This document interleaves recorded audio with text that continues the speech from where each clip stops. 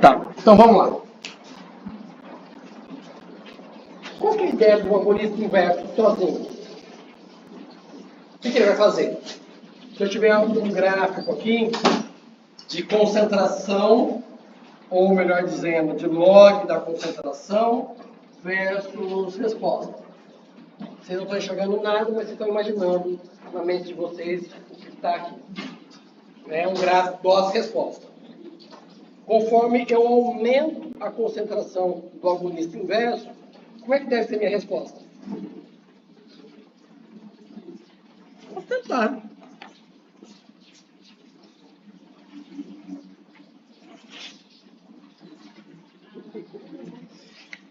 Vamos fechar aqui.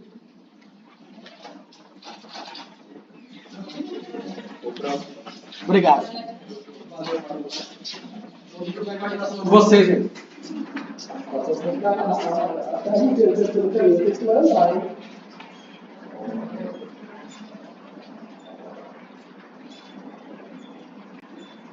Resposta. Log da concentração. O agonista inverso. À medida que eu aumento a concentração do agonista inverso, o que eu espero ver de resposta? Conceitualmente falando, como que era do agonista? Era um S para cima. Como é que tem que ser do agonista inverso? Um S para baixo. Não é? A rigor, eu não posso sair do zero. Por quê? Porque pela teoria dos dois estados, eu tenho um equilíbrio de populações. E mesmo na ausência do ligante, uma parcela dos meus receptores está na conformação ativa. Não é? Então, eu vou sair de uma resposta que não deve ser zero, conceitualmente falando. E, à medida que eu vou aumentar a dose, vai vir para baixo. Ok? Faz sentido para vocês? Não lembro se eu comentei no diurno ou no noturno sobre a magnitude dessa resposta. Comentei com vocês? Não. Tá. A magnitude, a eficácia, quando eu falo em agonista total, vai de 0 a 100, não é? O total. Mas isso é considerando encaixe induzido, que eu não tenho nada numa conformação e vou até 100% da outra. Agora, pensando no modelo de dois estados, e que eu estou saindo do 10 aqui, peraí, volta. Vou dar números para facilitar aqui. Vamos dizer que isso aqui é a conformação inativa, isso aqui é a conformação ativa. Segundo a teoria dos dois estados, uma grande porcentagem dos receptores está nessa conformação e uma pequena está aqui. Não é? O que o agonista vai fazer é deslocar o equilíbrio para lá. Então, por exemplo, ia ficar 90 para 10, por exemplo. Tá? Então, eu tenho uma diferença, uma magnitude de resposta que é grande. Se eu pensar agora no agonista inverso,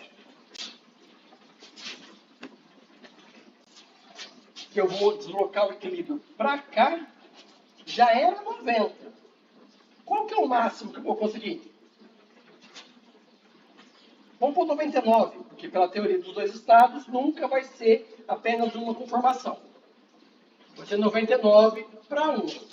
Daqui para cá, vocês perceberam que a magnitude de mudança é muito menor? Ou seja, quando eu caio aqui para baixo, eu não vou cair do 10 até o menos 100. Porque a magnitude aqui é pequena.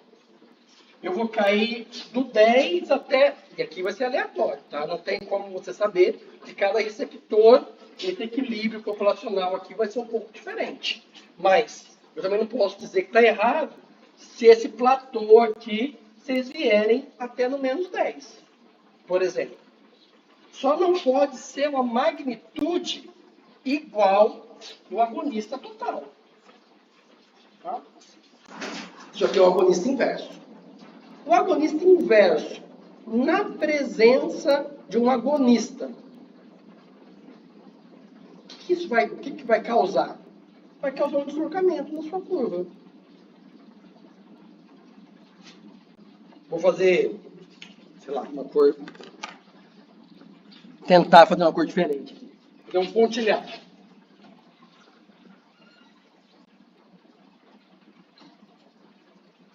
Eu tenho que mostrar um deslocamento, porque eles têm ações contrárias. É o mesmo raciocínio que a gente pensar num agonista e um antagonista, no modelo do encaixe induzido. Ele não vai deslocar, porque um está bloqueando a ação do outro. Se o agonista está puxando para cima e o antagonista está puxando para baixo, ele vai deslocar. Se o agonista for muito mais potente que o agonista inverso, eu vou talvez sair de um número maior aqui e cair aqui. Mas é muito difícil falar isso aqui quantitativamente, vocês fazerem um gráfico quantitativo. Um tem um KD de 10, o outro tem de 1 nanomolar. Como que isso influencia? Não dá para vocês fazerem isso. Tá? Se eu arranjar um laptop para cada um no dia da prova, aí eu pergunto, com números. Né? Sem computador, não dá para vocês saberem exatamente. Né? Se vai sair do mesmo lugar, se vai sair um pouquinho para cima. O importante tem que deslocar a curva. Tá? Mas também não precisam ficar, assim, neuróticos se esse conceito não for claro e cristalino para vocês. Por quê? Lembra que eu disse? Se vocês conseguem explicar as coisas utilizando o modelo mais simples, que é do encaixe induzido, você não precisa recorrer a esse daqui. A gente só vai recorrer a esse modelo se eu não conseguir explicar com o encaixe induzido. Caso contrário, use encaixe induzido e pronto. Beleza? Tá. Mas, diga. Eu sei mais a única explicação da teoria a gente não. Nossa, nunca existe uma única teoria para nada, né? Então, eu poderia dizer que ela é uma teoria compatível com o que a gente observa experimentalmente. Ok. Dizer que ela é a única teoria, não existe. Para nada existe uma teoria só. Tipo assim, ela explica o conceito do não, explica na medida em que, se a proteína está frustrada, ela não está no mínimo energético. Né? Então, se eu pensar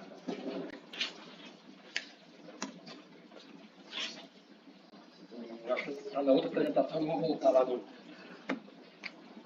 Se eu pensar num gráfico de energia,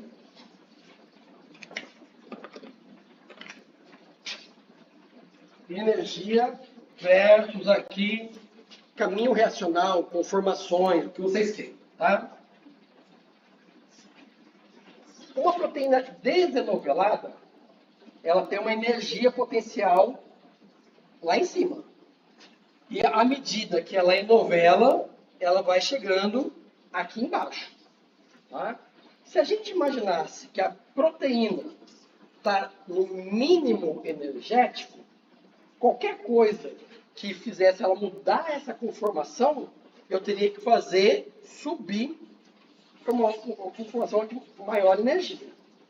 O que seria muito difícil, pensando que a micromolécula é desse tamanho e a proteína é do tamanho dessa sala. Tá? Agora, isso aqui eu desenhei 2D. Isso aqui é um funil 3D.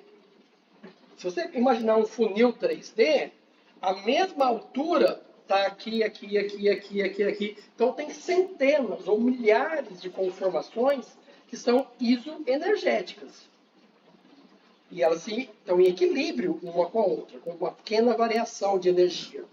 O que está de acordo com a teoria dos dois estados, ou múltiplos estados, se eu quiser uma explicação mais realista. Isso daqui nada mais é do que uma simplificação para eu te dizer, olha, tem 1 milhão de conformações, as duas mais prevalentes são essas. Entre uma e outra tem milhões. Né? Entre as inativas, tem milhões de conformações inativas. Ativas, tem algumas dezenas ou algumas centenas. E aí eu posso explicar o agonista parcial ou total de acordo com qual dessas conformações é estabilizada pelo ligante. Se a conformação que estabiliza é de atividade máxima, eu vou ter um agonista total. Se eu estabilizar uma conformação ativa, mas que não é a mais ativa, eu vou ter sempre um agonista parcial, independente da potência dele, independente da afinidade, e assim por diante. Não sei se essa parte final ajudou ou piorou, mas enfim, diga. Eu não quero contar uma coisa, que é sobre o log P, se a gente pode utilizar o log P para distribuir uma aplicação. Pode, mas em que contexto? Por exemplo, isso já foi até utilizado no passado. Por exemplo, você fazer alguma coisa que você aplica intramuscular, log P elevado, vai causar um depósito e vai liberar. Tá? Mas existem estratégias farmacotécnicas muito mais interessantes do que isso. Quando eu modulo log P, geralmente eu penso em meia-vida, não em liberação controlada.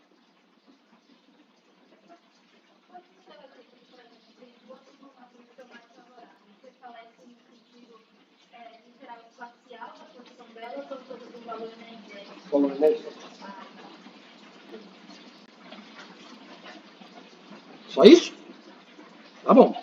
Então, e aí, mais pro final da aula, a gente começou a falar de log P, chegamos no sistema bifásico para calcular log P e vimos que, além do método experimental, a gente pode fazer isso de um ponto de vista teórico, a partir do momento que eu descubro qual que é a contribuição que cada parte da molécula tem para o log P.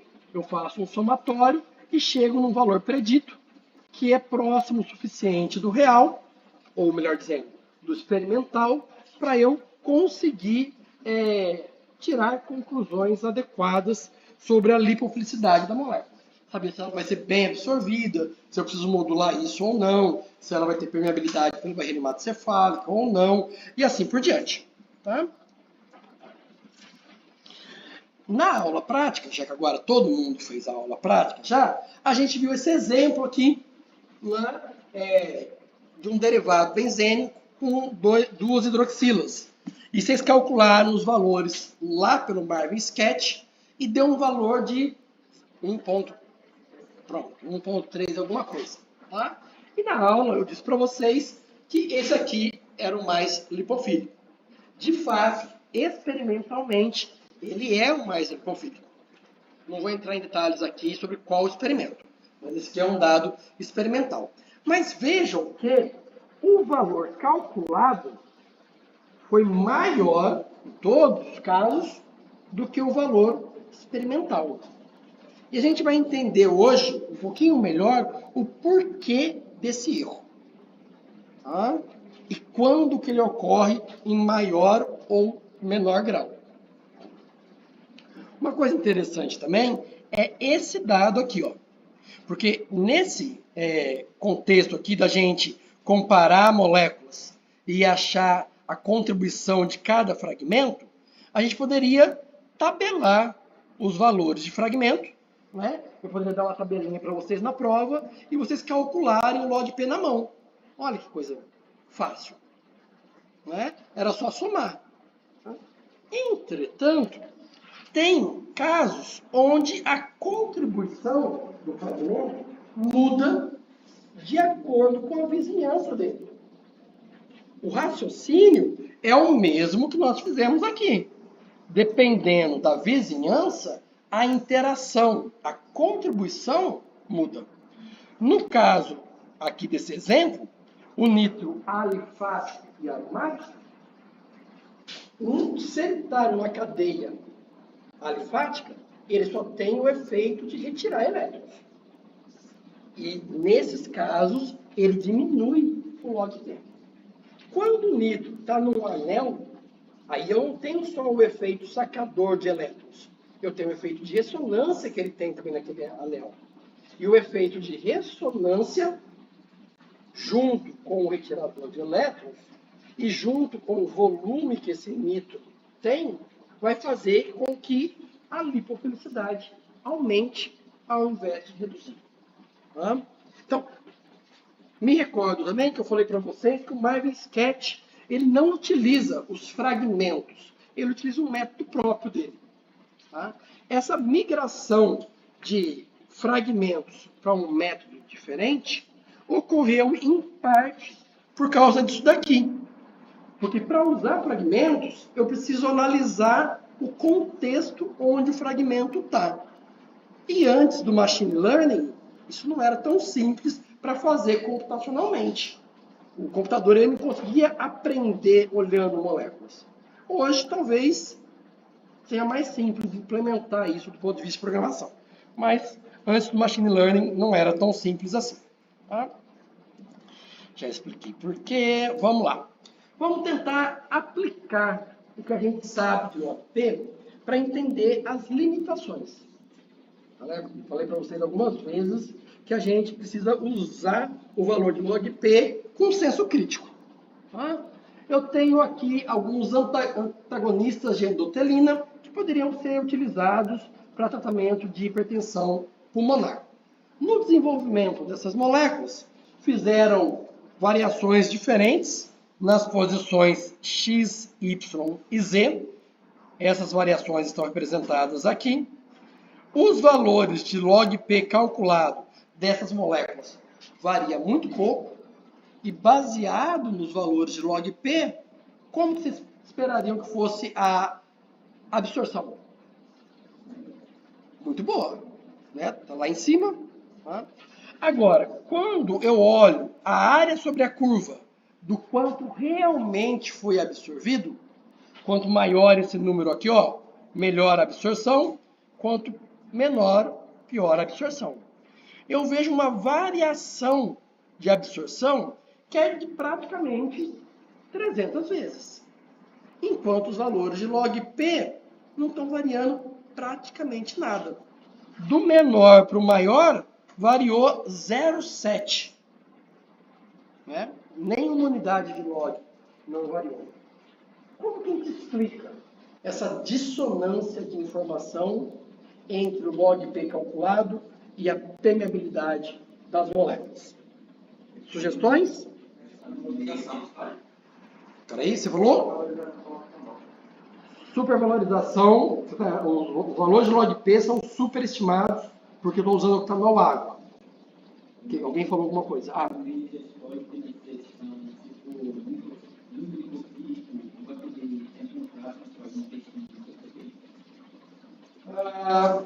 Aí seria um caso com log P muito mais alto, assim, muito acima de 5. Não é isso não. Por exemplo, no XY do A, ele possui NH nos três substituintes ali, então vai ter uma ligação de hidrogênio. Então a ligação de hidrogênio vai deixá-la mais polar. Mas por conta da sua estimação do opcional, temos que contabilizar assim parecido com o que está presente aqui embaixo. Está entendendo o que ele está dizendo aqui? Você consegue explicar de outra forma? Senão eu tento. Então eu vou tentar. Tá? O que ele está falando é o seguinte. O que varia nas moléculas entre si? O que vocês veem de variação?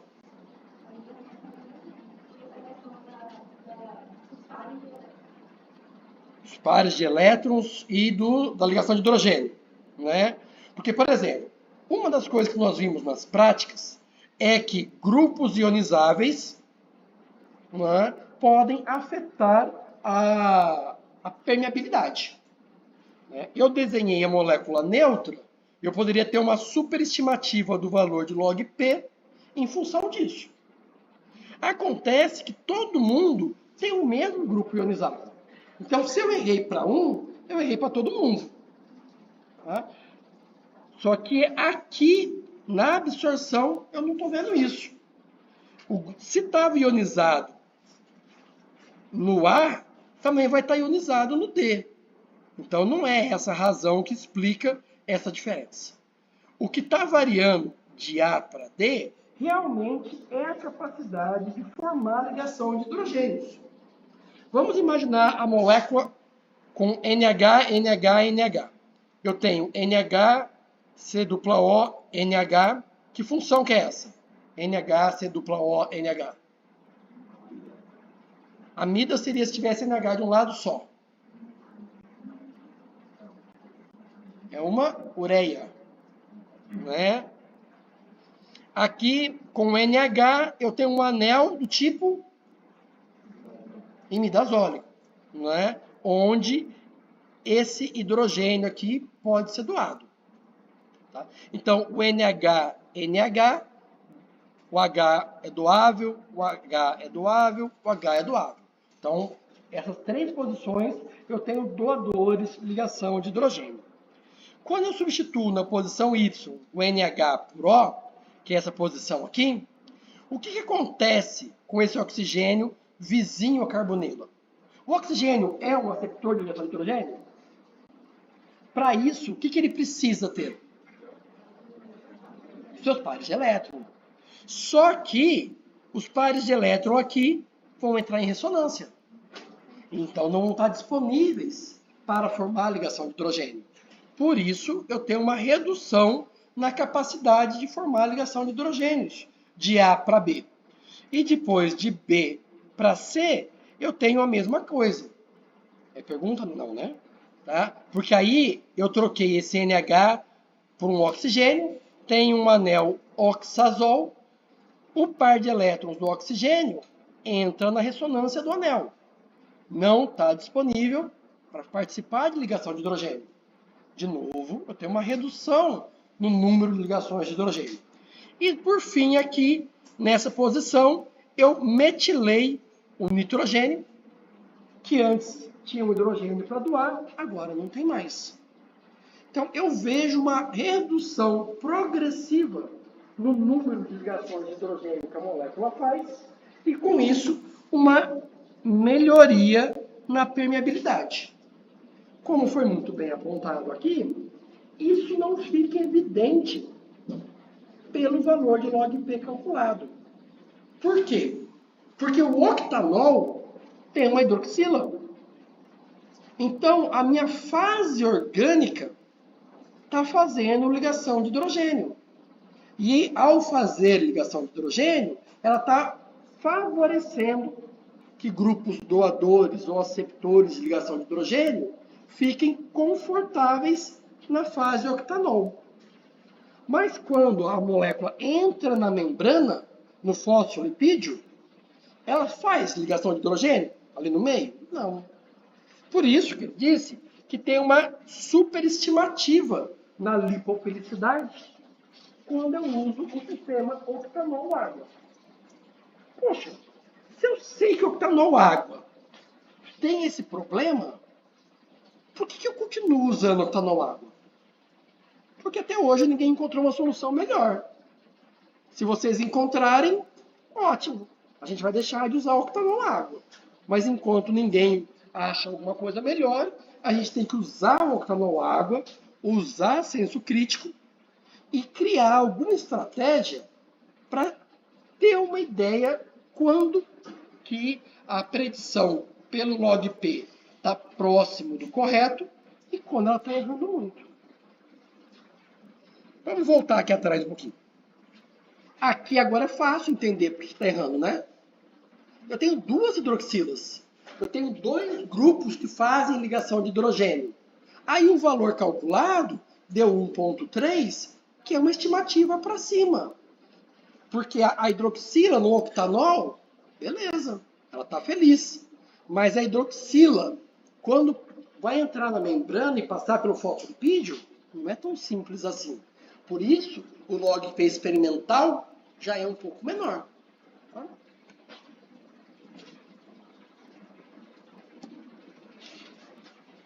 Do ponto de vista quântico, vocês já viram as equações quânticas, como elas são descritas? Eles usam um tal de hamiltoniano. Hamiltoniano é que eles usam uma letra para dizer que o negócio é simples, mas aquela letra é uma função imensa. Né? Então, aqui mais ou menos a mesma ideia. Para eu não colocar uma função imensa aqui e outras aqui, aliás, aqui e aqui, eu usei dois símbolos para transmitir só a ideia para vocês. Né? A gente sabe que quanticamente, ou semi-quanticamente, semi-empírico aqui, eu posso calcular ou estimar o log-P de uma molécula pela capacidade de formar ligações de hidrogênio que ela tem e pelo volume dessa molécula. Tá? E tem um coeficiente de ajuste aqui, A. Por isso que isso aqui não é quântico. Se fosse quântico, não teria coeficiente de ajuste. Tá? O sistema octanol-água, ele erra aqui, né? Nessa capacidade de formar a ligação de hidrogênio, que é superestimada. Então, o que a gente precisaria para não ter esse problema? A gente precisaria de uma fase orgânica que não faz ligação de hidrogênio. E na aula passada, eu acho que vocês até me sugeriram uma. Qual foi? Antes da gente chegar no octanol, lembra que vocês disseram para mim? Ciclohexano. Não teve alguém que falou ciclohexano nessa turma? Fala que falou, gente. Assume aí a glória. Alguém, não é? Alguém falou. Se não foi aqui, foi no noturno, então. Tá? Por quê? Porque a gente queria, ou quem pensou no ciclohexano, pensou em algo que era apolar e que mimetizaria a membrana. E eu disse que era uma excelente ideia, só que o ciclohexano, ele é problemático porque muito poucas coisas são solúveis em ciclohexano, tirando alcanos, alcenos e alcinos. E os cicloalcanos e assim por diante. Tá? Mas, como uma contraprova, ele pode ser utilizado. Por quê? Se eu faço uma partição octanol-água, uma molécula, e depois eu consigo fazer a partição hexano-água, e os valores são parecidos, quer dizer que aquela molécula ela não estava fazendo muita ligação de hidrogênio. Né? Porque está dando mais ou menos a mesma coisa. Quando esses valores dão muito diferentes, é um indicativo de que a sua molécula está fazendo ligação de hidrogênio com octanol. E que, então, o valor predito ali é uma superestimativa. Como é difícil fazer a partição ciclohexano-água, por causa da solubilidade, começaram a fazer uma coisa um pouco mais empírica. Para os casos que conseguiram fazer isso, observaram que, quando a minha molécula tem só alquil, fenil ou halogênio, os valores de partição octanol-água e hexano-água são muito próximos. Então não tem um erro muito grande. Quando eu tenho amina, éster, éter, cetona, nitrila ou nitro, o erro já começa a crescer. E quando eu tenho amidas secundárias, aminas primárias, carboxilato, hidroxila, sulfonamidas, sulfonas ou sulfóxidos, que são grupos que fazem várias ligações de hidrogênio, o erro é maior. Então, hoje, o que vocês podem fazer é observar a sua molécula. Se a sua molécula tem lá esses grupos aqui, e eu tenho um valor de log-P do lado dela, saibam que aquele valor de log-P é superestimado. A permeabilidade real daquela molécula vai ser menor do que a calculada pelo log-P octanol-água. Tudo bem até aqui? Ok. Eu falei da questão da ligação de hidrogênio, mas tem um outro fator que influencia no log-P, que é o volume. Tá? E para ajudar a entender como que o volume influencia na lipofilicidade, eu trouxe essa tabelinha aqui, que não traz dados de log-P, mas sim de solubilidade em água. Mas eu vou tentar fazer um paralelo. Espero que seja útil para vocês. Tá? Eu tenho aqui vários álcoois de cadeias, basicamente do mesmo tamanho. Né? O número de carbonos é quase que invariante. São 4. 1, 2, 3, 4, 5. 1, 2, 3, 4, 5. 1, 2, 3, 4, 5. Então, só esse aqui que tem 4, o resto tudo tem 5.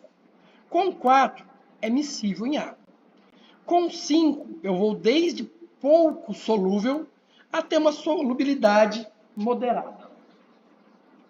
Por que a solubilidade está mudando se o número de carbonos é o mesmo de 3, 4, 5 e 6? Superfície de contato. Por que a superfície de contato vai influenciar na solubilidade?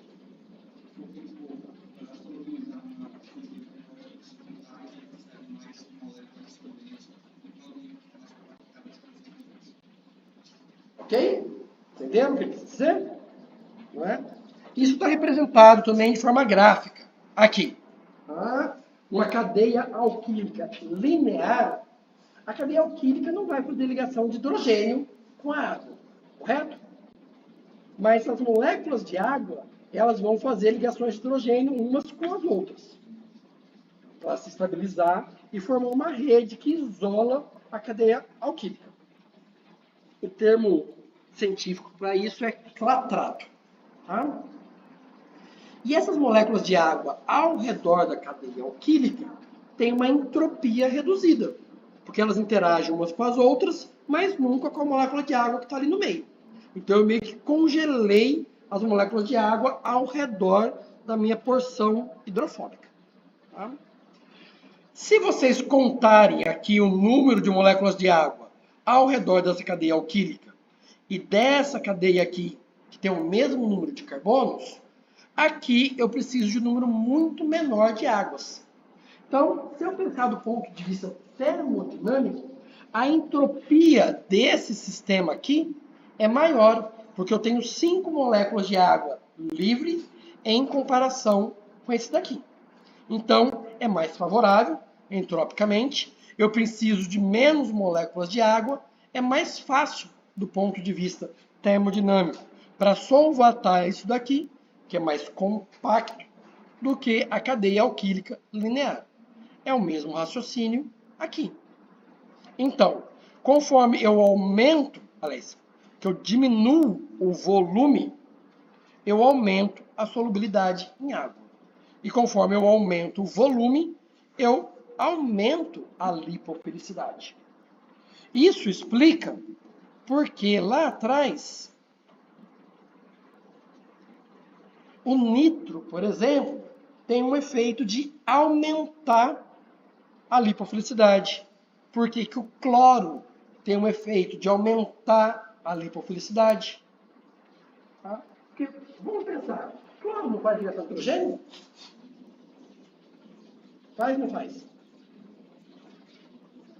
Não?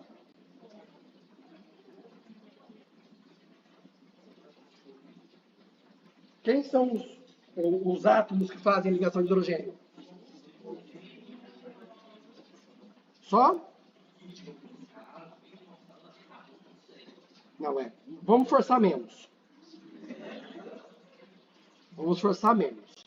Cloro não faz ligação de hidrogênio tão eficaz quanto os 3 primeiros, mas também faz. Tá? Por ser halogênio, eletronegatividade, etc. Por que não é tão eficiente? Porque o volume dele começa a ficar maior, a polarizabilidade, então a deslocalização dos elétrons é maior, é mais difícil para você congelar ele nos orbitais p, para ele ficar sobreposto e formar a ligação de hidrogênio. Ok, mas faz. Tá? Então, olhando por esse lado, o cloro deveria reduzir o log P. Entretanto, ele aumenta. Por quê? Porque o volume dele é muito grande. Então, eu tenho uma capacidade pequena de formar a ligação de hidrogênio, reduz um pouquinho o log P. Mas ele tem um volume, ele adiciona um volume grande na molécula. E isso aumenta. O somatório dessas contribuições em sentidos contrários é que, no frigir dos ovos, eu tenho um aumento do log P. Raciocínio semelhante para o nitro. O nitro tem os oxigênios que participam de ligação de hidrogênio, porque é parecido com a carbonila, tem os pares de elétrons, tá? Mas ele tem um volume que contribui muito mais para aumentar o log P do que a capacidade de formar a ligação de hidrogênio, que deveria diminuir. Tá? Então, isso é uma coisa... Oi. Mas se esse cloro ele tiver mais para o meio da molécula. Mais para o meio da molécula. Continue. Esse cloro vai continuar sendo por ele. Não, o volume dele não muda por ele estar no meio lá na extremidade. Você está pensando na conformação? Olha, você pode estabilizar conformações diferentes por ele estar no meio ou na extremidade. Agora, o volume da molécula, não sei por que mudaria. Ou o que você está falando, eu estou até imaginando o que você está falando, na verdade. É que, por exemplo, ela ser mais compacta. Né? Mas pense comigo, ó, eu tinha algo que era compacto. Aí eu pus algo volumoso aqui no meio. Na verdade, eu queria marcar o contrário. Se fosse algo compacto, comparado com o grupo mais compacto, no meio e mais na extremidade. Um grupo compacto, ele vai ter pouco efeito sobre o log P. Não sei se estava na tabela, mas o flúor, por exemplo, ele tem um efeito 0 alguma coisa sobre o log P. É desprezível. Tá? Você colocar um flúor praticamente não altera o log P da sua molécula, porque o volume dele é muito pequeno. Tá? Uma dúvida em relação a essa solubilidade. Os senhores têm uma relação entropia, mas, por exemplo, se eu pensar que aquele algo que está mais unificado, tipo, ele não consegue interagir muito bem com as próprias moléculas, por exemplo. Ele não consegue fazer a relação soluto-soluto muito bem. Aí seria por isso que ele conseguiria se solubilizar melhor na água, ou somente a teoria termodinâmica? Tá. Aí você está falando quase que de um arranjo cristalino. Porque se a gente pensasse num sólido, quanto melhor empacotado ao sólido, menos solúvel ele é. Né? Mas aqui a gente está falando de líquido-líquido. Líquido, né? Porque são coisas aqui são todos eles líquidos, nenhum deles é sólido, muito menos cristalino, eles não têm arranjo. Então, é basicamente como eu pensar no máximo como eu pensaria no vidro, que é um líquido solidificado. Tá? Você não tem você não tem um empacotamento desempenhando um papel tão importante assim. Se fosse um sólido cristalino, aí sim. Aí o empacotamento seria importante. Mas empacotamento cristalino, farmacotécnica. Tá? Vamos continuar falando de aplicações de log P. Eu devia tirar esse negocinho daqui, né? Será que eu sei? Deixa ele aí. Melhor ter a gravação do que não ter. Tá? Nós já vimos na aula prática que a lipofilicidade influencia na molécula ser metabolizada, aliás, dela necessitar ser metabolizada para ser eliminada ou não. Tá? Eu trouxe aqui apenas um gráfico que ilustra isso. E eu não vou entrar muito em metabolismo, porque isso é aula de glória, mas eu queria deixar claro para vocês que, embora a gente pense no metabolismo como reações que vão reduzir o log P, nem todas as reações metabólicas, de fato, fazem isso. Por quê? Porque as enzimas não têm inteligência própria. Elas não sabem qual que é a função delas, que a função delas é reduzir o log P. Ela está lá, ela sabe fazer isso, é isso que ela faz. Então, aqui na parte superior, eu tenho, por exemplo, um fármaco que sofre metabolismo, vem para cá, isso aqui vem para cá, isso pode vir para cá, isso vem para cá. E agora, aqui, eu tenho comparando os valores do log P do fármaco original e dos seus metabólicos. Então, por exemplo, quando eu vou do fármaco original 1 para o metabólito 2, eu tenho uma redução de log P.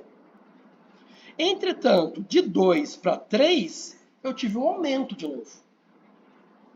Então, o que eu queria dizer com isso é que não existe uma lógica.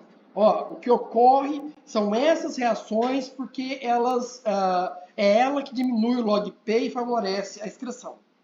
No nosso metabolismo, várias coisas acontecem em paralelo. Também, quando a gente fala de metabolismo, a gente fala de um jeito organizado, didático, né? Esse fármaco sofre essa reação da origem a esse metabólico, da origem a esse, que é conjugado e excretado.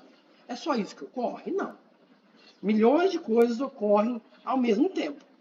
Porque, embora as isoformas tenham uma pequena preferência por alguns tipos de molécula, elas metabolizam muita coisa diversa e ao mesmo tempo. Então, vários metabólitos podem ser formados a partir de um único fármaco. Muito bem. Até agora, a gente utilizou log P para tentar discutir e entender quais moléculas seriam bem absorvidas ou não. E a gente viu que log P tem uma série de limitações. Então, o que foi percebido é que, embora seja útil, log P isoladamente não serve para o que a gente quer. A gente precisa de mais informações a respeito das moléculas se a gente quiser realmente predizer quais serão bem absorvidas por via oral ou não. Não estou nem falando da barreira hematocefálica, tá? Estou falando de absorção oral agora. Tem duas formas de a gente tratar isso. Uma é tentar entender o fenômeno do ponto de vista físico, químico, ou bioquímico, ou quântico, seja lá o que. E a partir do momento que eu entendo o fenômeno de absorção, eu consigo explicá-lo de forma melhor. Ou então, a gente faz como o pessoal da indústria farmacêutica fez. Pegou um conjunto de 2.000, 5.000 fármacos que são bem absorvidos por via oral. E foi olhar nesse conjunto de dados em busca de alguma característica que diferenciasse essas moléculas, esses fármacos, daqueles que não têm boa biodisponibilidade oral. Quem fez isso pela primeira vez foi um pesquisador da Pfizer, chamado Christopher Lipinski. Ele observou que moléculas que têm boa biodisponibilidade oral, 95% delas têm peso molecular abaixo de 500 Daltons, tem log P abaixo de 5, tem menos do que 5 doadores de ligação de hidrogênio e menos do que 10 ligações de hidrogênio. Existem algumas moléculas que têm boa biodisponibilidade oral e não respeitam isso daqui que eu falei para vocês? Sim, tem. Como é que Lipinski resolveu esse dilema? Ele falou assim, olha, não precisa obedecer todos esses critérios. Pode infringir um, mas se infringir 2 desses critérios, aí com certeza não vai ter boa biodisponibilidade oral. E com isso, ele chegou numa regra que o pessoal da indústria farmacêutica achou incrível. Porque eles conseguem bater o olho de uma molécula e falar, isso aqui não me interessa. Porque mesmo que isso aqui seja potente ou seletivo, isso aqui não vai ter boa biodisponibilidade oral. Então eu não vou colocar minha grana nisso. Porque o que eu quero como forma farmacêutica é um comprimido que o paciente vai tomar. É o que a indústria farmacêutica pensa como padrão ouro. Mesmo que não seja um comprimido, seja um xarope, uma administração oral. E a indústria farmacêutica passou tanto a descartar moléculas que não obedecessem às regras de Lipinski, que eles começaram a dizer que quem não obedece às regras de Lipinski não é parecido com um fármaco, não é drug-like. E aí houve uma desvirtuação do trabalho de Lipinski. Porque o trabalho de Lipinski foi para dizer, isso aqui é bem absorvido por via oral, isso aqui não é. E passaram a utilizar as regras de Lipinski para dizer, essa molécula é promissora para o desenvolvimento de fármacos, porque ela se parece com um fármaco, ou não, ela não se parece. E foi mais ou menos dessa época que os produtos naturais caíram em desuso, ou a indústria farmacêutica parou de se interessar por eles. Porque produto natural, com peso molecular abaixo de 500, com log-P abaixo de 5, menos do que 5 doadores e 10 receptores, é um universo muito pequeno. E a maioria deles já tinha sido ensaiados. Tá? Então, essa é uma das razões que explicam o desinteresse para os naturais. Hoje em dia, os naturais voltaram à tona, mas isso é assunto para outra aula. Tá? As regras de Lipinski, elas ficaram conhecidas também como regra dos 5, embora sejam 4 regras. Por que ficou conhecido como regra dos 5? Porque é baseado em múltiplos de 5. 500, 5, 5, 10. Então, falar regra dos 5 ou regra do Lipinski é a mesma coisa na literatura. Tá? Regra de Lipinski é a melhor regra, é o melhor conjunto, é a melhor ferramenta para falar, para saber qual molécula é bem absorvida ou não? Não. Mas ela é a mais famosa. É a que mais gente usa. Tá? Existem outras formas de fazer isso. Uma delas, que é também bastante famosa, é a tal da regra de Weber, que diz que para ter boa biodisponibilidade oral, a molécula tem que ter menos do que 10 ligações rotacionáveis, uma área polar acessível ao solvente menor do que 140 angstroms quadrados e o número de doadores, receptores e ligações de hidrogênio tem que ser menor do que 12. De certa forma, a área acessível ao solvente e o número de doadores e receptores de ligações de hidrogênio está relacionado com isso e isso, com a lipofilicidade e com o número de doadores e receptores. O que difere aqui é a questão da ligação rotacional. E aí entra um pouco da sua dúvida. Porque quanto mais ligações rotacionáveis a molécula tem, ela pode se colapsar ao torno de si própria, porque ela é flexível. E quando ela se colapsa, isso tem uma influência na permeabilidade. Tá? Então, quando ela é menor, que ela não se colapsa sobre si própria, a chance dela ser absorvida é melhor. Então, aquilo que você estava pensando do volume, etc., Weber pensou em algo semelhante. Tá? Tem uma limitação que a gente já viu superficialmente, e a gente vai voltar a falar, que é a seguinte. Log-P funciona muito bem, isoladamente, para falar da lipofilicidade da molécula quando ela está neutra. Mas a gente viu na aula prática que quando tem um grupo ionizável, log-P erra por muito. Qual que é a lipofilicidade? Mas mesmo assim, as pessoas continuam usando log-P como parte das regras do 5. Vejam que aqui, regra de Weber já não usa mais log-P. Isso é uma das coisas que Weber colocou como vantagem. Porque aí o estado de ionização da molécula deixa de ser importante. Tá? Então, cada uma desses conjuntos de regras ou de ferramentas vai ter vantagens e desvantagens. A grande vantagem da regra de Lipinski é que eu já der uma molécula para vocês, vocês conseguem me dizer se ela obedece ou não à regra de Lipinski. Vocês conseguem, olhando a molécula, me dizer qual que é a área de superfície, qual que é a área acessível do solvente dela? Aí eu já preciso de um método computacional.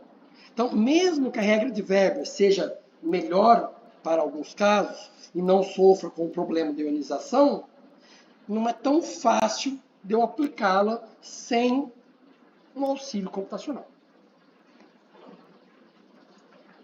Tá. Vamos começar a aplicar o que a gente aprendeu até agora para vocês raciocinarem um pouco.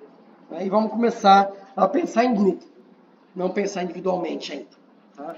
De novo, Estou tentando simular as atividades que vão valer nota ou ponto extra mais à frente. Se vocês gostarem dessa dinâmica, ok. Se vocês não gostarem, a gente volta para os individuais, cada um por si e Deus por todos. Tá? Então, diga. Eu leio. Os números você consegue ver? Ah, nem aqui você não consegue ler? Nem aqui embaixo? Não, é que em cima é o enunciado, eu vou ler. Tá? Mas você já pode meio que se reunir aí nos seus grupos para a gente começar a pensar na dinâmica. Tá?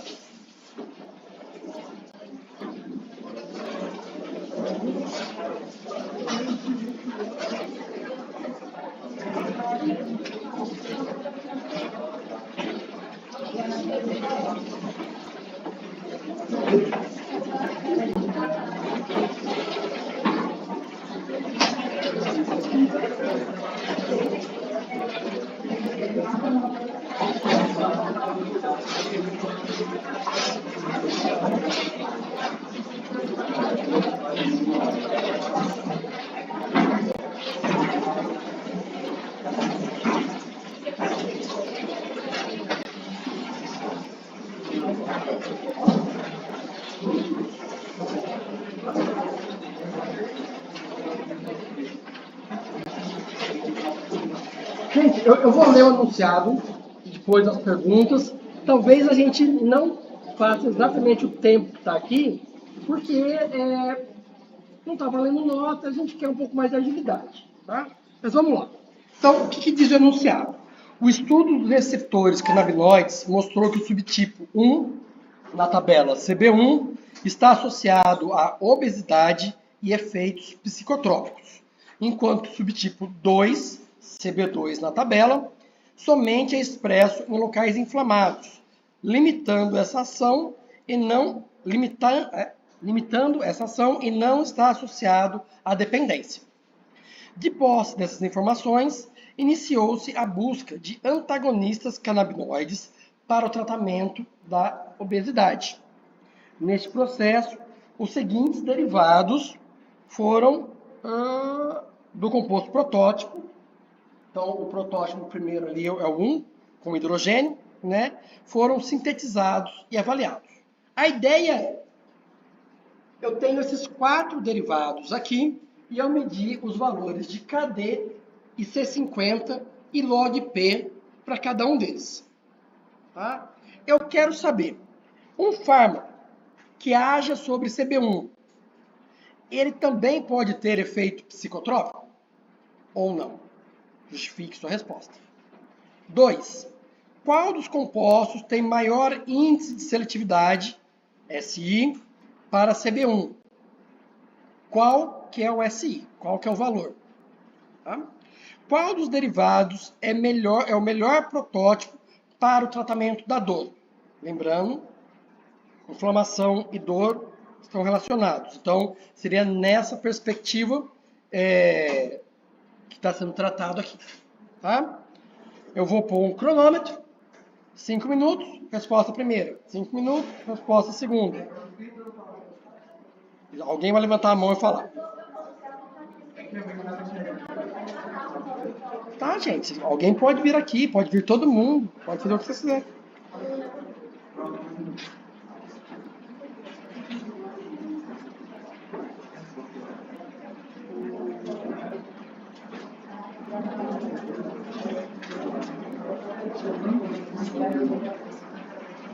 Ah, já tinha aqui um.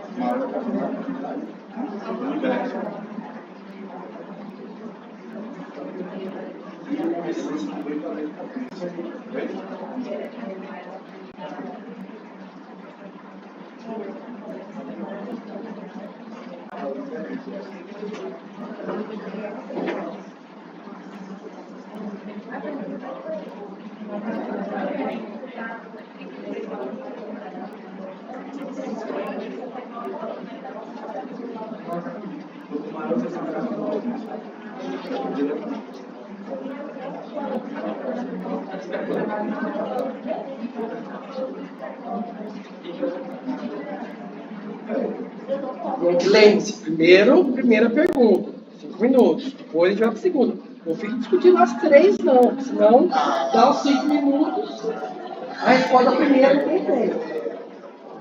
Então, ó, organizem-se. É claro, se vocês chegaram à resposta da primeira, vocês podem começar a discutir a segunda.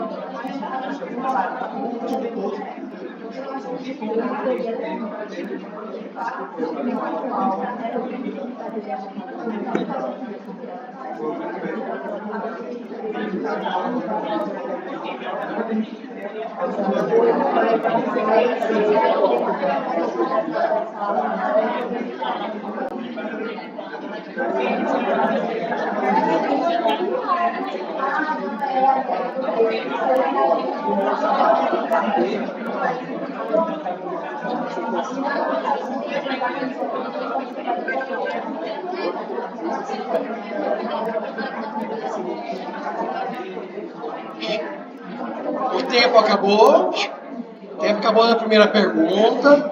Fala o número de 1 a 10. 9, não. 1 a 10. 7, já foi 9, foi 7. 1 a 10. 2, vocês começam a responder. Sim, não, por quê?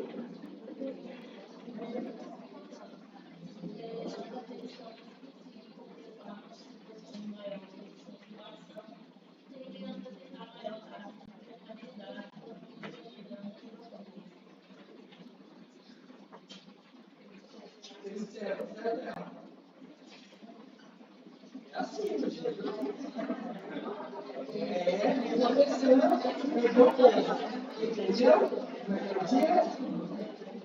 Você repete, por favor? Continua com a palavra.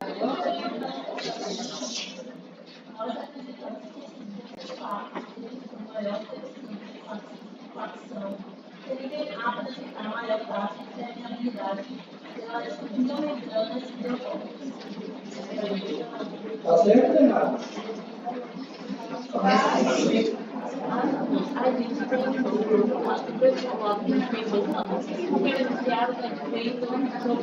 Gente, vocês precisam escutar. Senão não tem como você ganhar o seu ponto em cima do todo. Porque no final da gente tem a busca por antagonistas e na versão da forma sobre o CB1, que tem efeito psicotrópico. Se a gente pensar que está buscando um antagonista, CB1, ele está bloqueando o sítio, né? E o sítio não vai haver estímulos e produzem efeito psicotrópico. E aí, quem está certo?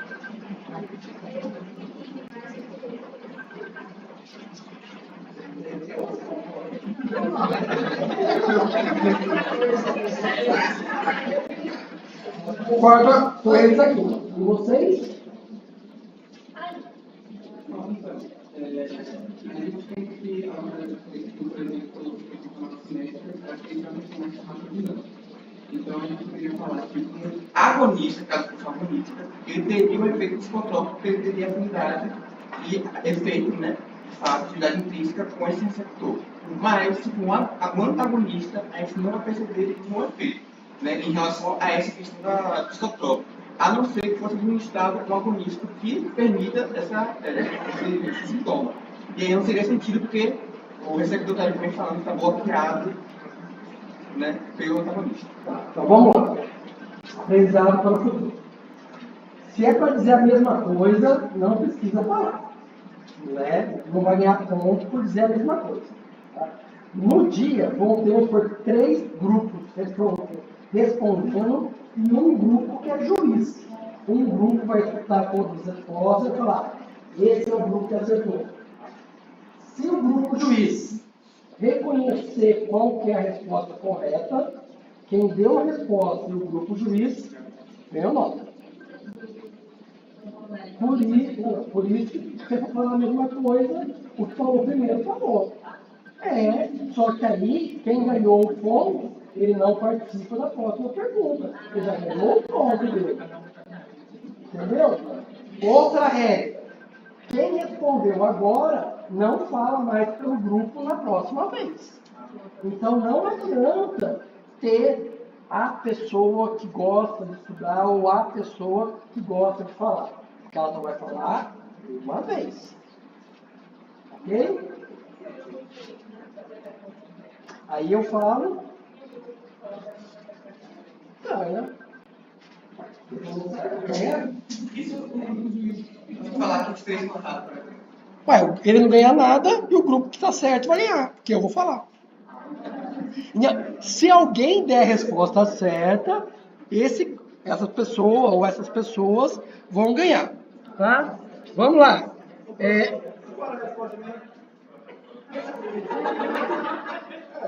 Não vai ter atividade, gente. É antagonista. Se é um antagonista, não vai ter, independente do. Porque, ó, se o efeito psicotrópico aqui é pela ação em CB1, o efeito farmacocinético pode ocorrer off-target?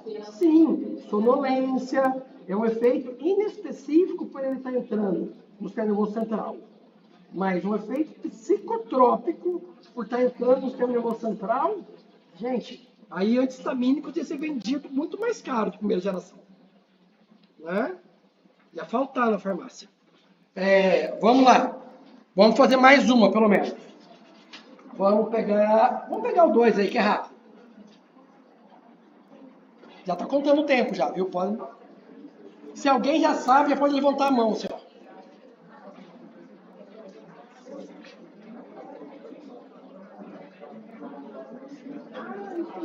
Vou mudar aqui. Tem que ser tipo oportunidade.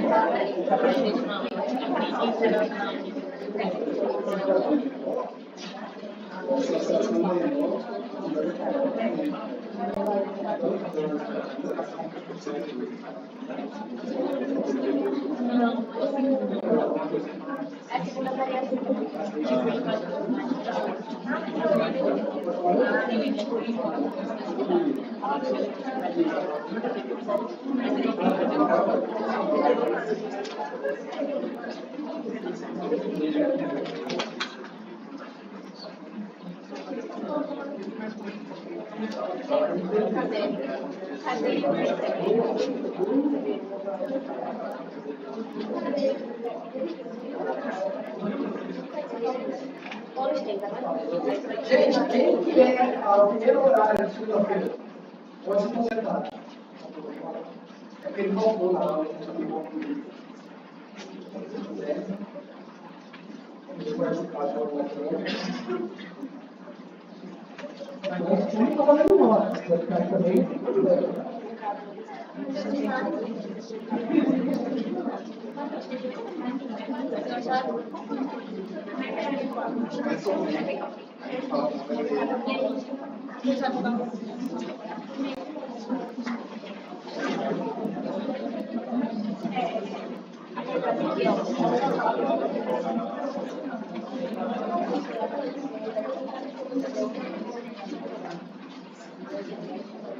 Gente, vocês já sabem a resposta? Por isso vocês pararam de conversar?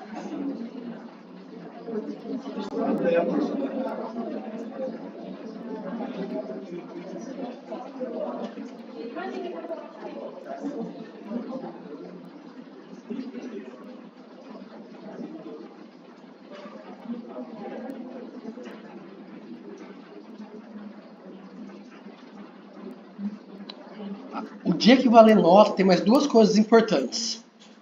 Não pode ler do papel e não pode usar o celular.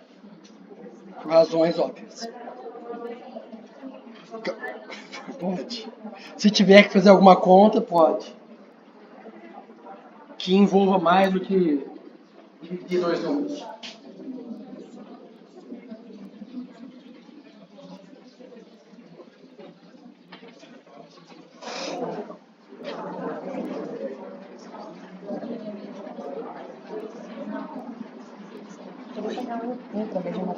Claro, claro.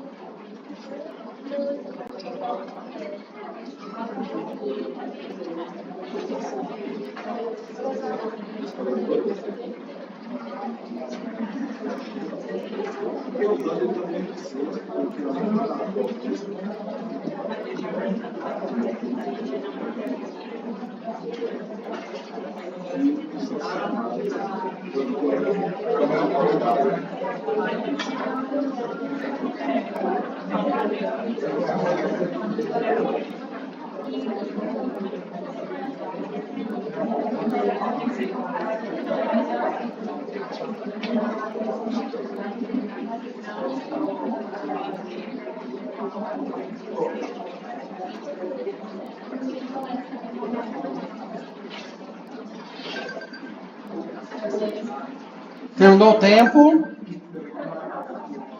Vamos lá. Selecionou o juiz, o número de 90 a 100. 90. Mais. 95 a 100.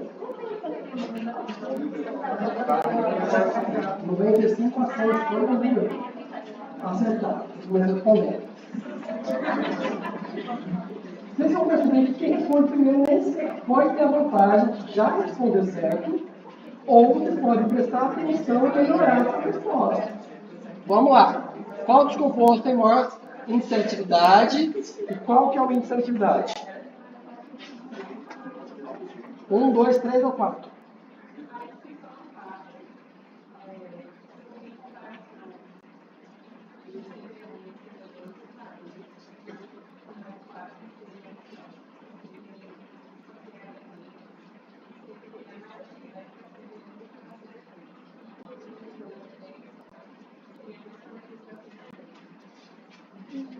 Quem que vai se dizer?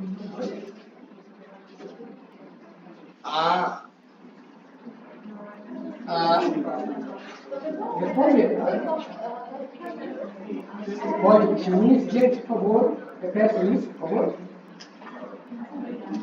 Ou responde de novo. Tá?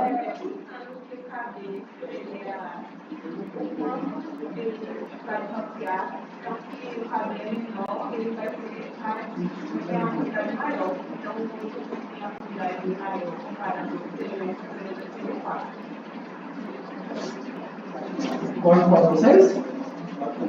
O valor maior também está no impacto. Não, você não pode falar. Você falou? Não, pulou. Demorou muito. Vocês. Nós estamos treinando. Quem que foi? Quem vai responder? Passar também? Então, você veio, a gente considerou a seleção como IC50, e aí a gente acha que eu tinha posto 2, porque tem o menor cadeia, que significa que então ele vai ter uma maior afinidade e um menor IC50, que significa que a dose para ele chegar a 50% do efeito é mais rápido, é menor.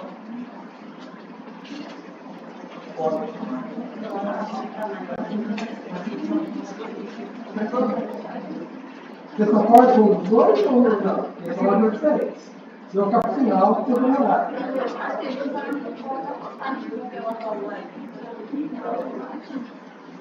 E essa é a resposta de vocês, gente. Lembrando, quem falou outra vez não pode falar agora. Quem vai falar agora e o que está diferente? Ou o que está errado? Eu não posso falar nada. Não, não. Demorou também.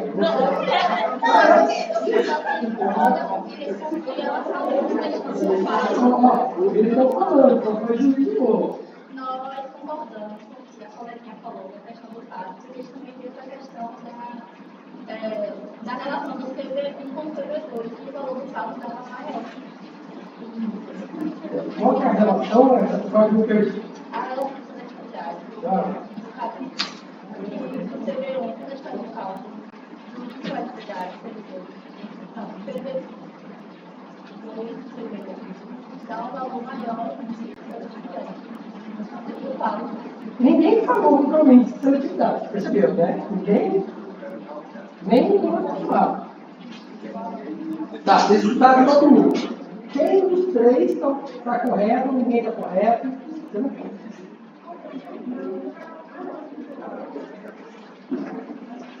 Tá bom?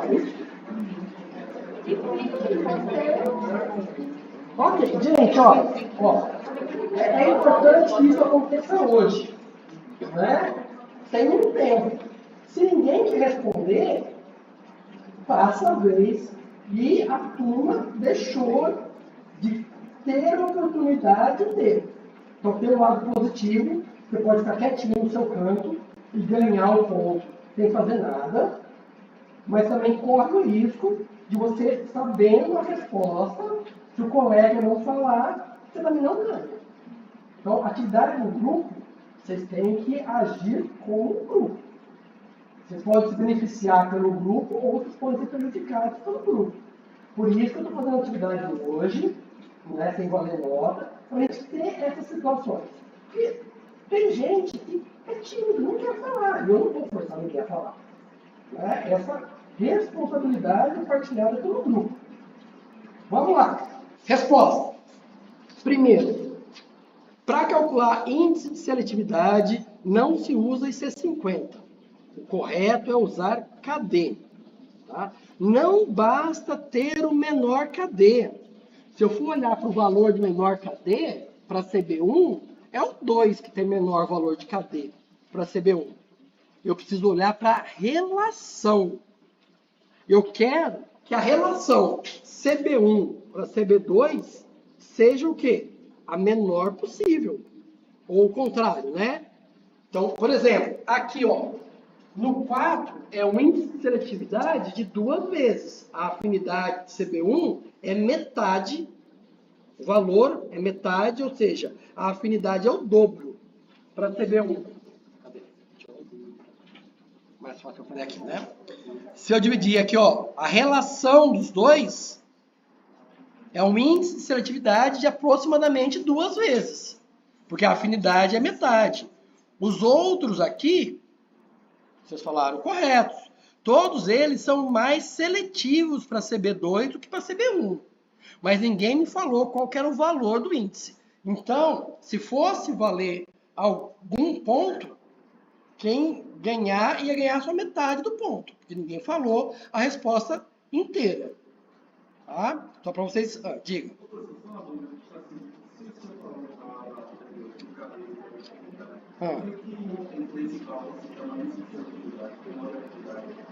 Que o índice de seletividade é baseado nos valores de KD. É dividindo um KD pelo outro, isso.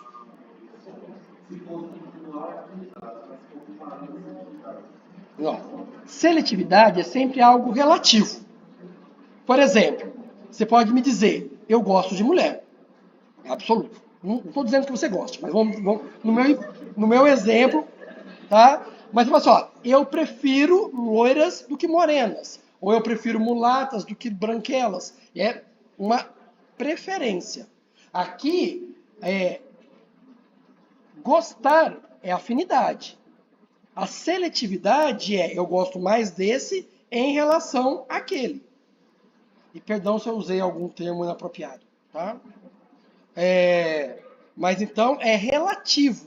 A seletividade é uma afinidade relativa de um em relação ao outro. Tá? Para a gente continuar a aula, eu acho que vocês entenderam qual que é a dinâmica. Diga.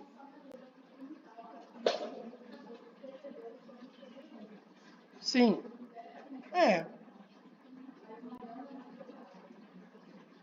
Tá? Vocês podem pensar em casa a resposta terceira aqui, ó. Qual dos derivados é o melhor protótipo de comportamento da dor e por quê? Tá? Aí vocês respondem mentalmente e depois na prova, se cair de verdade. Sem se mover muito, vamos tentar assistir mais 8 slides e aí a gente volta para outra atividade em grupo. Tá? Então, só se endireitem aí.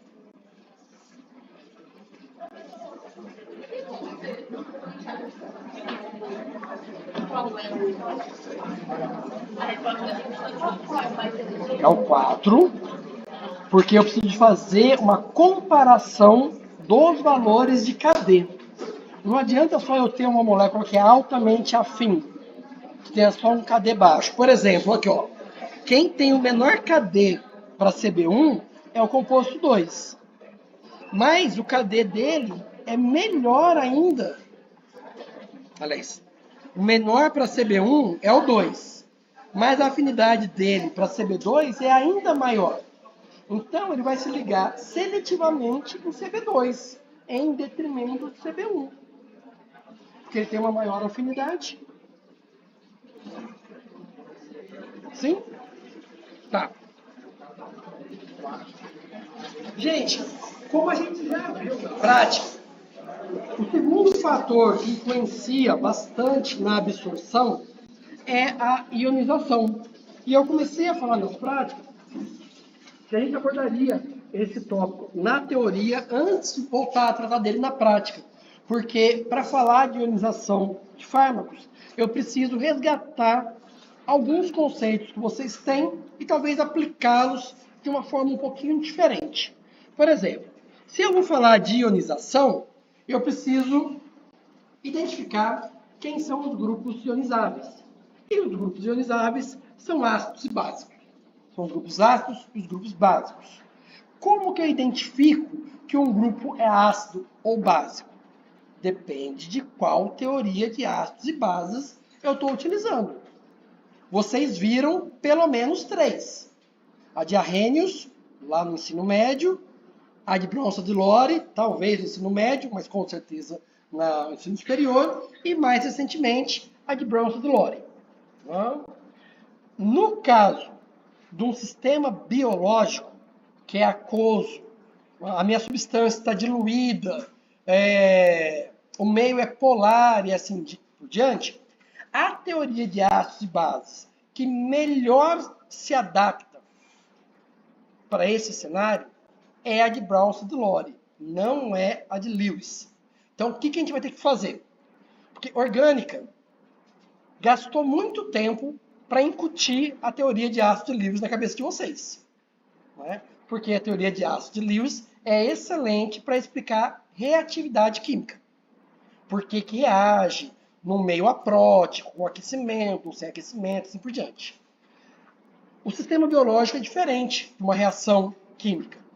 A gente vai ter, então, que desconstruir o conhecimento de vocês e voltar naquela teoria que diz que um ácido em água se dissocia formando uma base conjugada e um ácido conjugado.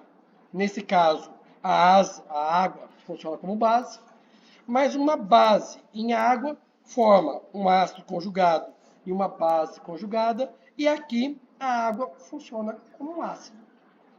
Tá? Vocês já conhecem isso, vocês já viram isso em alguns momentos da formação de vocês. A gente só vai exercitar isso e tentar diferenciar ácidos e bases de Bronsted-Lowry de ácidos e bases de Lewis. Tá? Por exemplo, vamos identificar, tá aqui P1, P2, P3, P4, que são vocês, P5, P6 é do noturno. Tá? Em alguns casos, todo mundo vai pensar. Essa molécula aqui, pessoal de P1, quem são os grupos ionizáveis dessa molécula? Esse grupo ionizável que vocês estão vendo é um ácido ou é uma base de Bronsted-Lowry? Tá? Vou começar apontando aqui para alguns grupos funcionais e vocês de P1. P1 deve ser a primeira turma da segunda-feira. Vai me dizer. Flor, ácido, base ou nada? De Bronsted-Lowry. Segundo Bronsted-Lowry. Não é nada. Não é? P2. Isso daqui, ó. Samina terciária.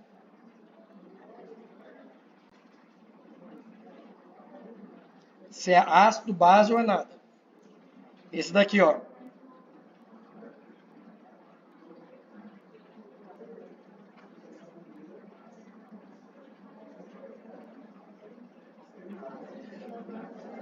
Qual que é o conceito de base para Bronsted-Lowry? Ó, hidrogênio é diferente de próton.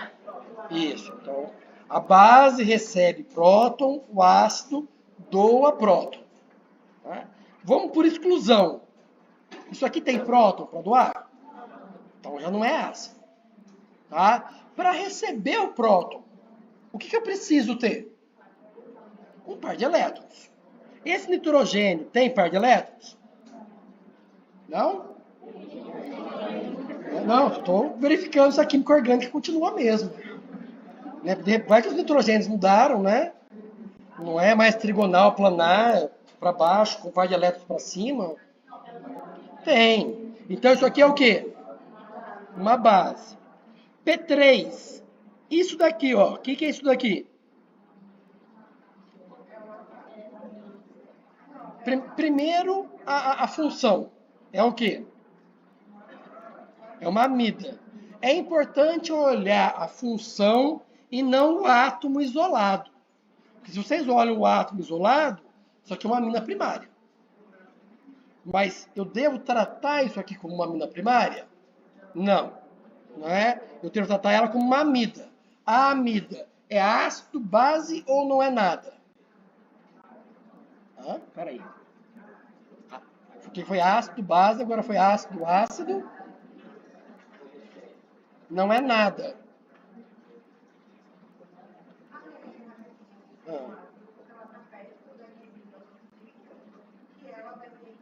Oxigênio, carbonila.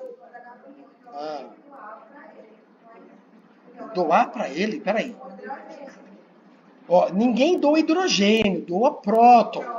Próton. Você está falando que esse hidrogênio sai como próton e vem para essa carbonila? Eu não entendi. Ou eu me perdi. Era essa a linha de raciocínio? Mas o que tem a ver isso com a teoria de ácido e base de... Quem doa é o ácido, mas quem diz que ele doa internamente? Você vai doar para o meio. Brownstein de Lore, eu estou falando, ó, tanto que aqui, ó, para a água, eu estou doando para o meio, o próton. Ou eu estou recebendo o próton do meio. Quando eu tenho migração de hidrogênio intramolecular, isso é outra coisa. Isso não tem nada a ver com teoria de ácido e base de Brownstein de Lore. Só para pontuar. Como que a gente deve raciocinar aqui para identificar que isso aqui não é nada? Se fosse uma amina secundária, seria ácido ou base? Ou nada? Seria base. Deixa eles falando primeiro, gente. Vocês estão muito agoniados. Né? Eu gosto da participação, mas vamos deixar... seria base. Não é? Por quê? Porque tem um par de elétrons. Não é? Só que esse par de elétrons não está em ressonância com a carbonila. Então ela não tem mais caráter de base. Mas quem disse que ela se torna ácida? Não é nada. Não é nada, porque o par de elétrons não está disponível. Não é? Vamos lá. P4. Aqui, ó. Base. De Brownstein de Lore? Não.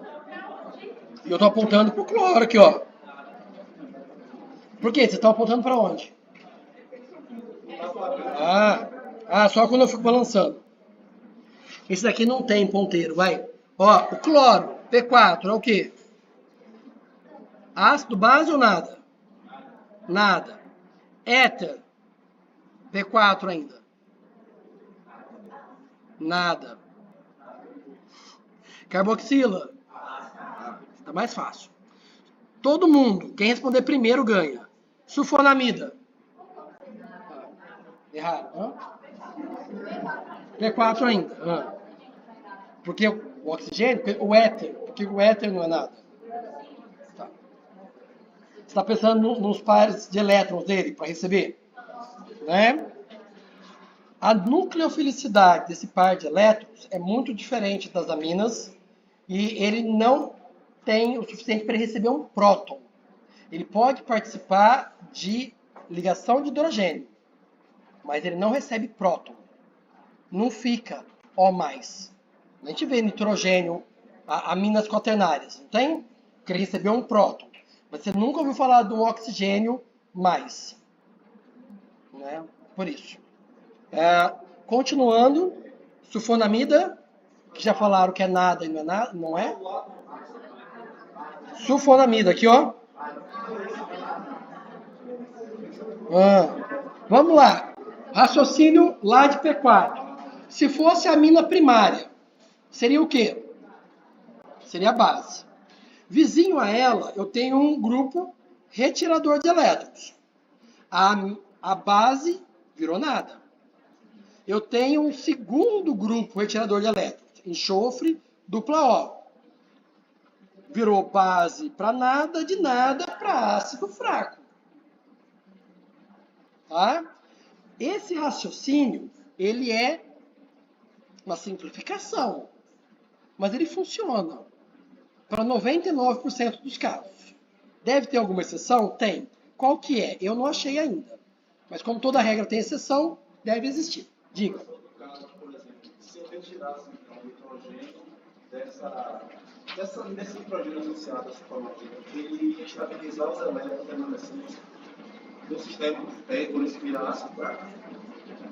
O ácido conjugado, ele é, o par de elétrons que fica aqui, ele é deslocalizado, sim. Depois que virou água clara. Pode sim, pode. Bem, não é sempre que a deslocalização que é responsável por o ácido ser fraco. Mas nesse caso, sim. Vamos lá, aqui, esse anel, como que ele chama?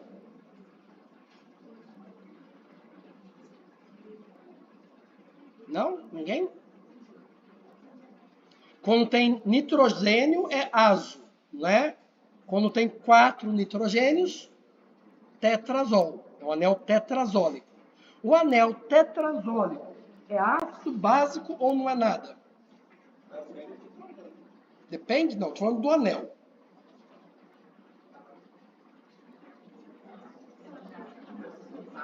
É difícil, né?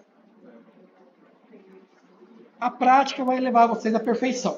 Vamos lá. Pares de elétrons que participam da ressonância, eles servem como base? Entendeu por que eu estou falando do anel e não do nitrogênio? Porque todo mundo que está aqui, que o par de elétrons está na ressonância, não vai ser nada, porque não vai ser capaz de receber prótons. Tá? Agora, tem um próton aqui. Esse próton pode ser doado. Eu tenho vizinho a ele uma deslocalização, um grupo que puxa, e aqui outro grupo que puxa. Então, eu tenho novamente um hidrogênio ácido no anel tetrazólico. Um raciocínio que funciona, até agora, pelo menos para mim funcionou, é, quando é carboxila, vocês sempre sabem que é ácido. Onde que é a confusão? Nos grupos amino. Quando o amino, então eu não posso nunca olhar para o amino sozinho. Eu vou olhar para o amino e vizinhança dele. Se ele está ligado a um carbono, que não é aromático, não está ligado a ninguém que é eletronsacador, é o grupo amino-amino. Né? Então, aqui, ó. Nitrogênio. Carbono, alifático, alifático, alifático. É amino. Amino é básico, morreu. Aqui, amino. Alifático, alifático, é grupo básico, morreu. Aqui, alifático, alifático, carbonila. Ressonância. Ressonância vai tirar a par de elétrons. Se vai retirar a par de elétrons, não pode ser base. Então, ele era básico, foi para neutro. Na sulfonamida, já mostrei para vocês, né? Retirador de um lado, retirador de outro, base, neutro, levemente ácido.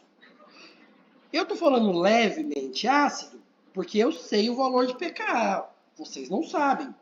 Não dá para saber agora se esse hidrogênio do tetrazol é levemente ácido, moderadamente ácido, ou se ele é um ácido mais fraco. Aí eu precisar do quê para saber a força desse ácido, dessa base? Que número me diz força de ácido e base? pKa. Tá? Por enquanto, nesse slide, a gente está apenas identificando se o grupo é ácido ou base. E esse raciocínio da vizinhança, ele vai funcionar. Tá? Deixa eu ver aqui. Esse nitrogênio aqui. Aqui, ó. Em P1. Qualquer um pode responder, tá?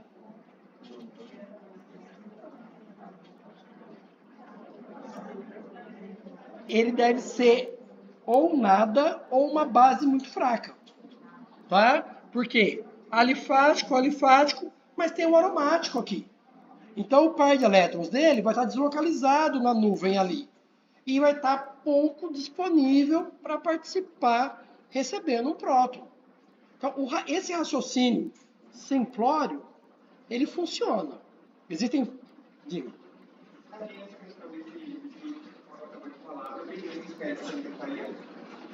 Impedimento estérico para um próton. Você acha que realmente é importante? Lembra do tamanho de um próton? Muito pequeno para impedimento estérico ter um papel determinante. Tá?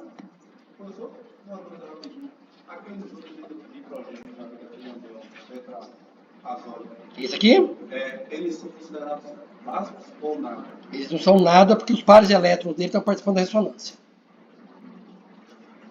Tá? Então, vocês já me disseram, né, que para saber a força desses ácidos ou bases, para saber se eles estão neutros ou dissociados num pH qualquer, eu vou precisar do pKa deles. E vocês já viram inúmeras vezes qual que é a fórmula de Hunt-Hasselbalch. Vocês já viram ela escrita de formas diferentes. Dependendo do livro que você pega, está escrito de uma forma diferente. Eu gosto dessa daqui porque eu sei deduzir. Tá? E os próximos 2 slides são a explicação da dedução da fórmula. Como isso já está lá no vídeo, não é? Quem quiser escutar a dedução, escuta no vídeo. Não tem porquê eu repetir exatamente a mesma coisa que está no vídeo. Concorda comigo? Então eu vou estar registrado aqui a dedução, igualzinho está no vídeo, e eu ia repetir, que nem um papagaio, a mesma coisa que está no vídeo. Então, por conta disso, eu vou pular esses 2 slides e vamos para a aplicação. Vou seguir discutindo com vocês coisas que são importantes. Por quê? Embora aqui tenha a dedução do pKa das bases, aquele livro que o professor Glória citou, que a professora Elizabeth Sidney Ferreira editou mais recentemente, lá no capítulo 1, entre as páginas 8 e 9, eles chamam a atenção de que, a rigor, não existe pKa de base. O pKa é do ácido conjugado. Não é? Mas, para eu não ficar toda hora falando do pKa do ácido conjugado, eu vou simplificar, né? Já chamei a atenção de vocês. O correto é falar do pKa do ácido conjugado. Mas eu vou continuar me referindo como pKa da base. Tá? Então, eles chamam a atenção que, por exemplo, aqui, não é? O pKa do ácido, aliás, esse aqui seria o pKa do ácido conjugado. Aliás, desculpa. Se eu tenho aqui um ácido forte, é porque eu tenho... Se eu tenho um ácido conjugado forte, é porque eu tenho uma base fraca. E vice-versa. Né? Se eu tenho um ácido forte, eu tenho uma base conjugada fraca. Tá? No caso aqui, eu vou me referir a esse valor como pKa da base. Porque essa é uma base fraca. Tá? Agora até eu me confundi aqui se esse valor que está aqui no livro é o da... não, é do ácido conjugado. Então, é o da base, ela vai estar lá em... Isso. Vocês lembram daquele... o pKa da base mais o pKa do ácido é igual a POH? Não? Tudo bem. Se eu somar os pKas do ácido da base conjugada, os dois somando vai dar 14. Então, se aqui o pKa do ácido conjugado está dando 2,5, o pKa, que não existe, da base, o valor da base, seria 12 e alguma coisa. 11 e alguma coisa. 11,5. Né? Que seria uma base relativamente forte, que ela vai, então, estar dissociada em pHs abaixo desse valor. Abaixo de 11,5, essa base vai estar protonada. Tá? Eu vou simplificar e falar sempre do pKa da base e dar o valor abaixo do qual aquela base vai estar protonada. E o pKa do ácido eu vou continuar me referindo como pKa do ácido. Tá? Deixa eu só seguir aqui. Isso é a forma, por exemplo, que está escrito lá no livro da professora Elizabeth, a equação de Hunt-Hasselbalch. Vejam que é diferente da forma com a qual eu gosto de usar. Ah, professor, se eu usar essa, pode? Pode. Se o resultado der certo e você me mostrar uma linha de raciocínio, qualquer uma que você usar, para mim tá bom. Ah, professor, tem uma que é anti-log, não sei do que. Posso usar? Pode. Você pode usar a fórmula que você quiser. Desde que você saiba usar a fórmula.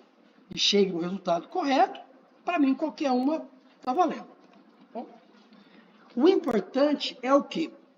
A gente já viu na teoria e também na prática que se eu pegar um fármaco e considerar ele na forma neutra e na forma dissociada, é a forma neutra que é melhor absorvida. Correto?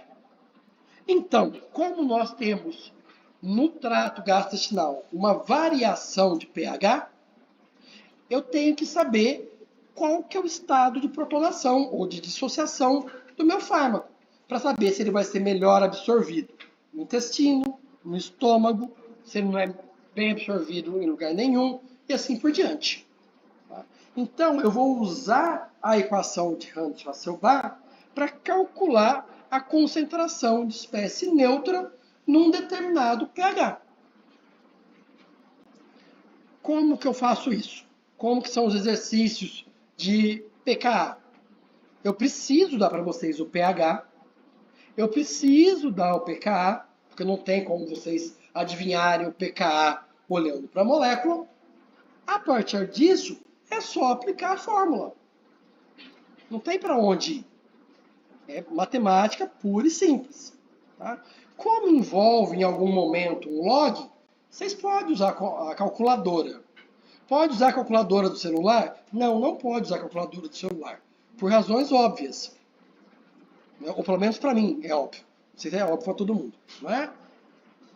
Vocês conseguem, utilizando a equação de Hunt-Wassermann, na forma que vocês sabem, chegar, por exemplo, nesses valores aqui, de concentração de espécie neutra ou de espécie carregada num determinado pH? Se vocês sabem, de passo, eu não fico perdendo meu tempo. Se vocês acham que eu preciso explicar de novo, eu explico de novo sem problema. Basicamente a mesma que eu vou dar. Não, a expressão do vídeo é a dedução disso daqui e disso daqui. No vídeo também tem o cálculo, tá?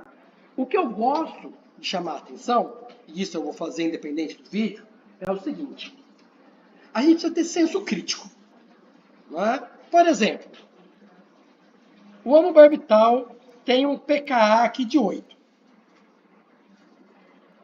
Sabendo o pKa e olhando para essa molécula, eu tenho uma ideia do estado de protonação dela em pH 5.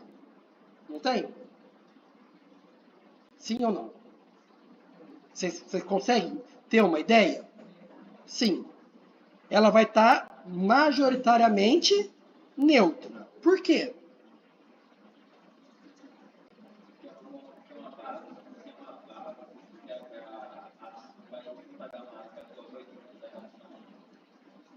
Ué, se ela fosse uma base e tem muito H+ no meio, ela vai querer uns H+ para ela.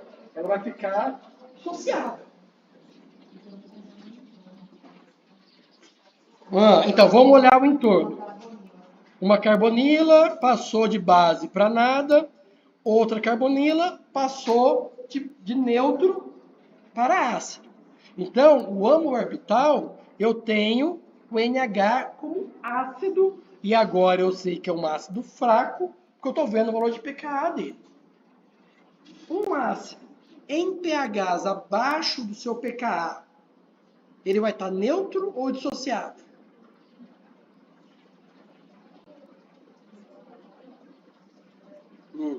Vamos voltar, eu vou fazer umas mímicas aqui, que não vai ter no vídeo, no áudio, ainda bem. Né? Vamos representar o que seria um ácido. Ele quer doar prótons para o meio, não é? É mais fácil eu doar próton para o meio quando tem muito próton no meio ou quando tem pouco próton no meio? No meio ácido, tem muito próton ou pouco próton? Então, um ácido que tem pK 8, ele não é um ácido muito forte. Eu coloco ele lá em pH 2, assim de próton, no meio. Ele vai conseguir empurrar o dele para o meio? Ele vai ter que ficar com o dele. Então, em pHs abaixo do pK do ácido, ele não tem força para empurrar para o meio. ele vai ficar com o próton dele. E, portanto, vai estar neutro. Se eu pego esse ácido fraco e eu coloco ele lá em pH 10, aí ele vai dissociar. Porque não tem muito menos próton no meio, ele consegue empurrar o dele no meio. E a base? A base é basicamente o contrário. A base, ela quer captar prótons. É fácil para uma base que tem pKa 9.4 captar um próton num pH 12? Não, tem pouquíssimo próton para ela captar. Né? Agora, essa base, se eu coloco ela num pH 5, tem muito mais prótons no meio.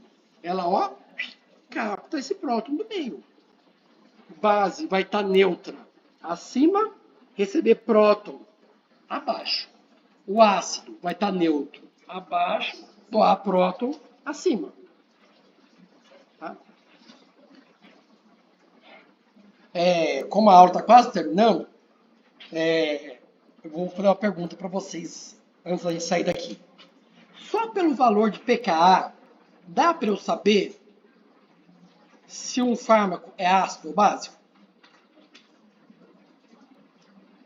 Por exemplo, dada a molécula abaixo que tem pKa de 7,5, calcule a concentração de espécie neutra em pH 2. Tem como saber? Não.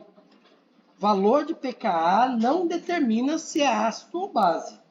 Depois que vocês identificam que é um ácido ou uma base, aí você usa o valor de pKa para saber se é forte ou fraco. Tá? Diga. Posso. Imagine que eu dou assim, ó. Enunciado de exercício. A molécula 1, chamada drogazil, tem pKa de 9. Qual a concentração de espécie neutra de drogazil em pH 2? Eu dei um valor de pKa e dei um valor de pH. Você consegue calcular para mim qual é a concentração de espécie neutra de drogazil? Por que não? Porque você não vai usar a equação ou porque... Por quê? Porque drogazil não me permite olhar quais são os grupos.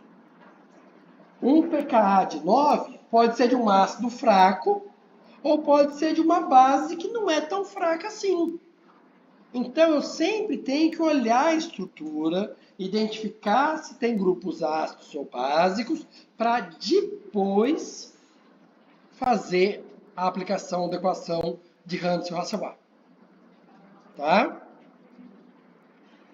No vídeo tenho lá a dedução disso aqui tudo, como é que faz e tudo mais. Geralmente as pessoas sabem fazer até aqui, né?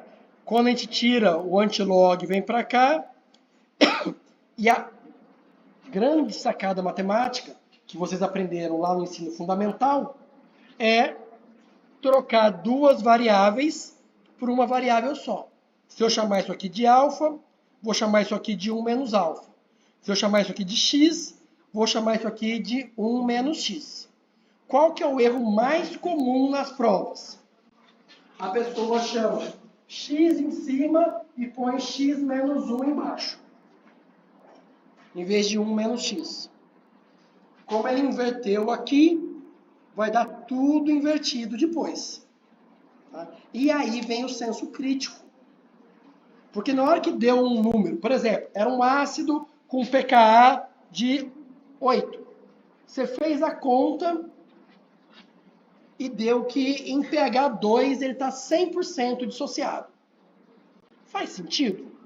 Um ácido que tem pKa 8 em pH 2 está dissociado? Não, não faz sentido. Onde está o erro? Está em algum lugar na sua equação. Em como você escreveu a equação, alguma conta que você fez. Então, volte e conserte a equação. Não pode também deixar a equação, tudo o cálculo errado, e no final, magicamente, aparece uma concentração correta. Porque o que o professor acha? Pescou. Mas está tudo errado. E no final, está o certo? Pescou. Como eu não posso levantar suspeita sobre ninguém, eu vou dizer, se o seu raciocínio está errado, não tem como você chegar na resposta correta. Então, é 0 do mesmo jeito. Tá? Senso crítico